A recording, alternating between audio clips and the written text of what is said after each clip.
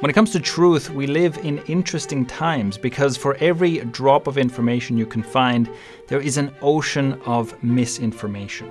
And so part of the truth aspect is leveling up your own ability to use your mind, to use things like mental models, to acquire mental self-defense, so that you can navigate all this noise and find the signal within it. I think now more than ever, it is crucial that we develop our own mental tools. We can't simply rely on mainstream media or some expert to tell us. We can't just rely on some source. We have unfortunately found that many of our media sources are extremely biased and are basically trying to manipulate us one way or the other.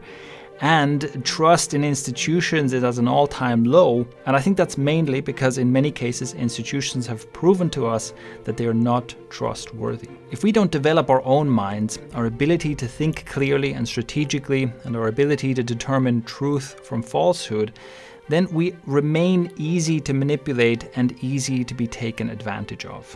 But it doesn't have to stay that way. You can learn about the biases that we all suffer from. You can learn about the strengths and weaknesses of the human mind. And so you're learning about the strengths and weaknesses of everyone else's brain as well as your own. And that means you can defend against various ways in which people try to mislead you or take advantage of you. You can learn about mental models and how to apply them. And that helps you make better strategic decisions and more winning decisions, which is a great tool to have at your disposal, whether that is for your personal life or whether as an entrepreneur or a creator striking out to do your own thing.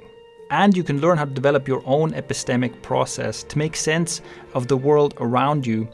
And you can learn how to manage information so that you're not just overwhelmed and confused in a flood of information, as most of us are these days. But there's also a second aspect to truth, which is inner truth. When it comes to overcoming your past trauma, your irrational behaviors, when it comes to changing your own behavior and changing your mind, it often comes down to finding that inner truth and having the strength and the courage and the ability to face the truth that is within you.